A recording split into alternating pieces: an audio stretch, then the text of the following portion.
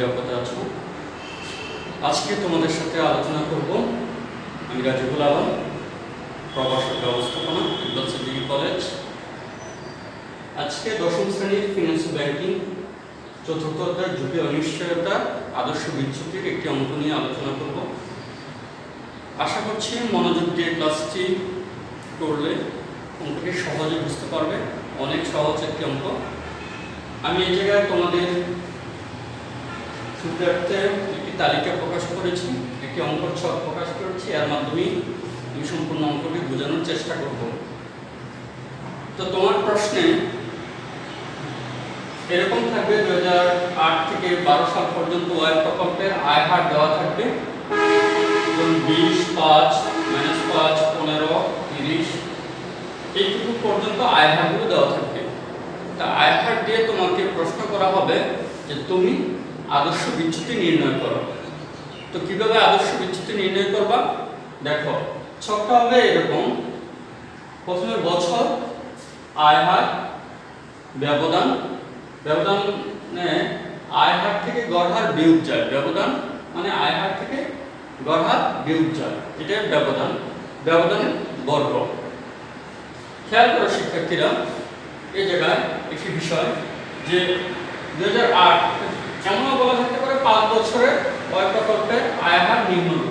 এই আয় হারগুলি দেওয়া থাকতে পারে। তখন তুমি তোমার সুবিধা মতো বছরগুলি বসিয়ে নিতে পারো যদি বছর সুনির্দিষ্ট না দেওয়া থাকে।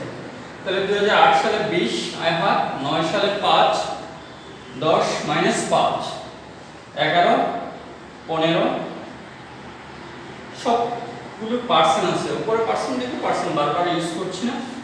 12 তে 30। এই হচ্ছে আয় হার আমার। এখন এই আয় হারকে যোগ করতে হবে। দেখো 20 + 25, 25 থেকে 5 চলে গেলে থাকে 20, 20 এর সাথে আর 15 যদি যোগ করো 35, 35 আর 30, 65। মানে টোটাল আমার 65% হচ্ছে আয় হার। এখন এই 65% এর যোগফল হচ্ছে 65%। গড় আয় কত আমার?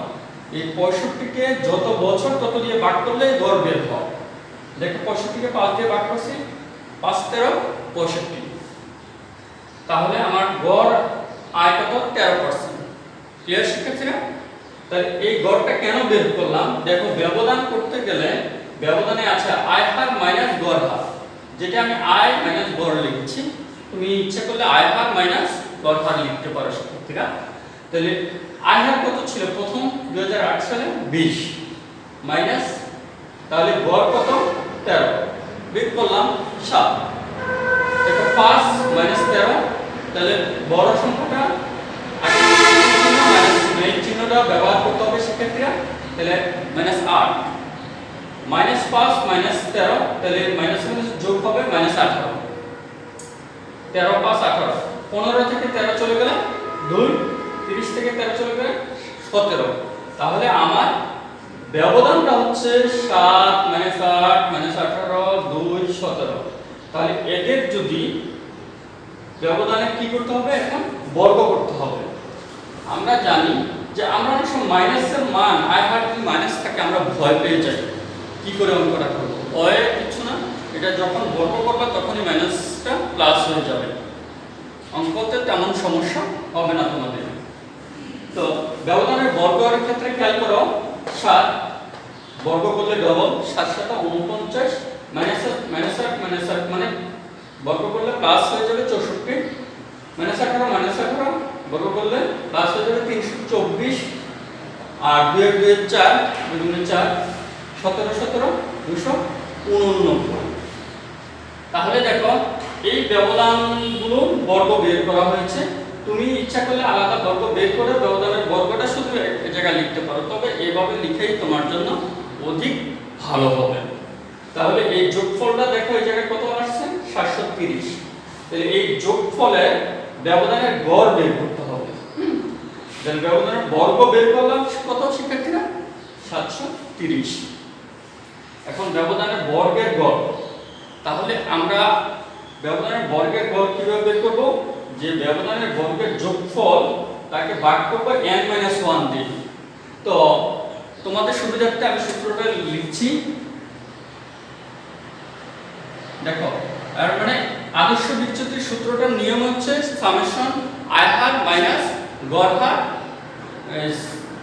ডিভাইডেড বাই n মাইনাস 1 অর্থাৎ কি এই জায়গায় আই হার মাইনাস গড় হারের নিচে কি n মাইনাস 1 আছে শিক্ষার্থীরা, তাহলে এই n মাইনাস 1 থাকার এই যে n মাইনাস 1 এই জায়গায় আসবে, তাহলে n মানে কি বছর সংখ্যা, কয় বছর 5 বছর, 1 মানে 1 জানোই, তাহলে যদি 5 থেকে 1 বিয়োগ করা হয় 4 থাকবে, তাহলে 730 কে 4 দিয়ে ভাগ করলে 182.5 হবে।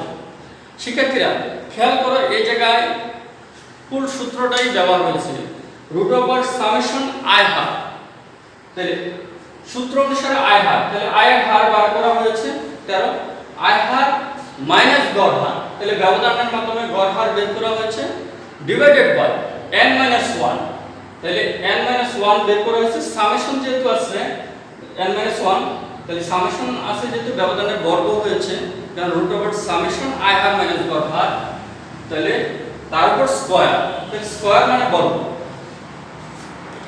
শিক্ষার্থীরা খেয়াল করো এই জায়গায়, তাহলে যদি আমি এভাবে লিখি সূত্রটা, তাহলে ব্যবধানের বর্গটা আমরা বের করে ফেলেছি, যেটা আই হার মাইনাস গড় হারের উপর রুট ওভার ছিল এবং এটার আগে কি ছিল সামেশন, তাহলে সূত্রটা লিখলে মনে হয় বুঝতে পারবে।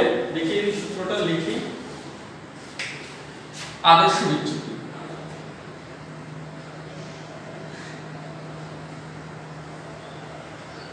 আদর্শ বিচ্যুতি রুট ওভার সামেশন আই আর মাইনাস গড়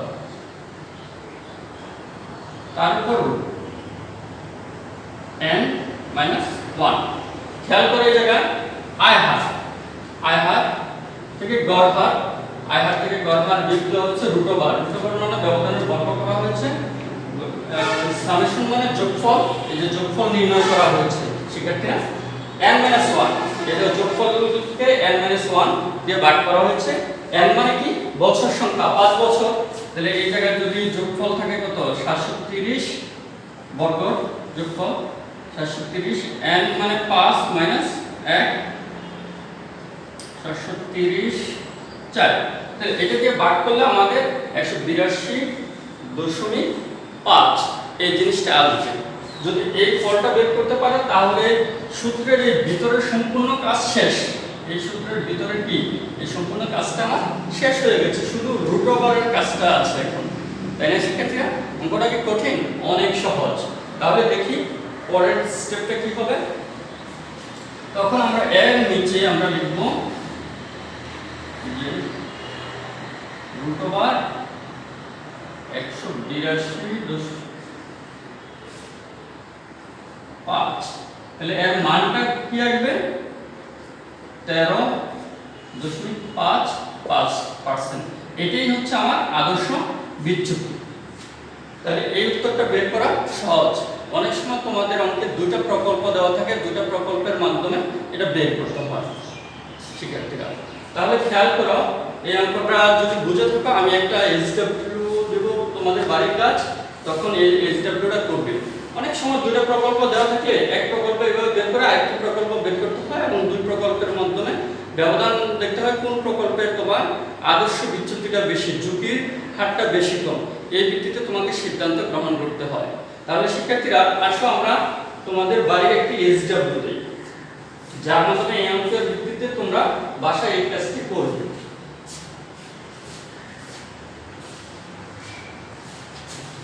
খেয়াল করো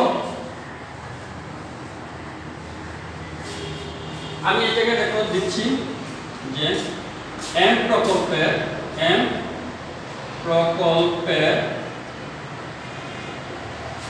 7 বছরের আয় হার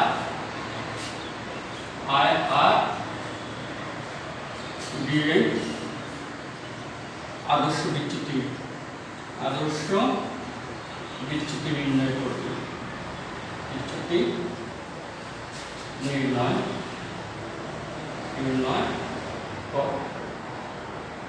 এটা SW থাকবে। তা 7 বছরের আয় হার দেই 12.5 15 18 মাইনাস 7 1 2 3 4 16 17 ও 20%। এর মানে এগুলো ব্যবহার করে, এই আয়াতগুলো ব্যবহার করে তোমাকে আদর্শ বিচ্যুতি নির্ণয় করতে হবে। এটাই থাকবে তোমাদের হোমওয়ার্ক, বাড়ির কাজ। তাহলে যদি ওই অঙ্কটা ভালোভাবে বুঝে থাকো তাহলে এই অঙ্কটা নিশ্চিত করতে পারবে আশা করছি। তো শিক্ষার্থীরা তোমরা সুস্থ থাকো, ভালো থাকো, এই শুভকামনায় আজকের মতো এখানেই বিদায়। আল্লাহ হাফেজ।